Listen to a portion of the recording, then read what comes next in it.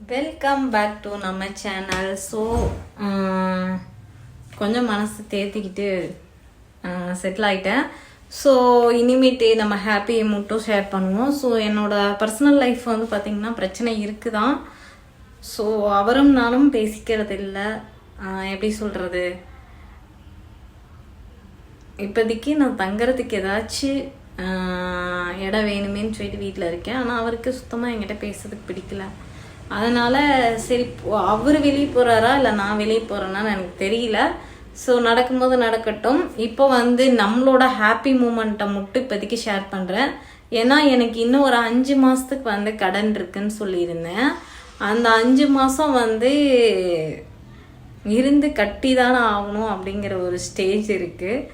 So அதுக்குள்ளே அவர் மனசு மாறினா மாறட்டும், இல்லைன்னா நம்ம வந்து எங்கேயாச்சும் ஹாஸ்டல் ரெடி பண்ணிட்டு போயிடுவோம். சரிங்களா? ஸோ இத்தனை நாள் வந்து என்னை பார்த்து ஃபுல் சப்போர்ட் கொடுத்துட்டு இருந்த நீங்கள் நிறைய கமெண்ட் கொடுத்துருந்தீங்க, ஏங்க சிஸ்டர் என்னாச்சு அப்படிங்கிற மாதிரி. ஸோ அவர் வந்து என்ன சொல்கிறாருன்னா, என் வாழ்க்கையை கெடுத்துட்ட அப்படிங்கிறாரு. ஸோ நம்ம நவந்து நின்று அவருக்கு வந்து பாதை விடுறது தானே நியாயம்.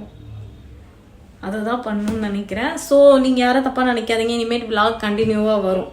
சரிங்களா?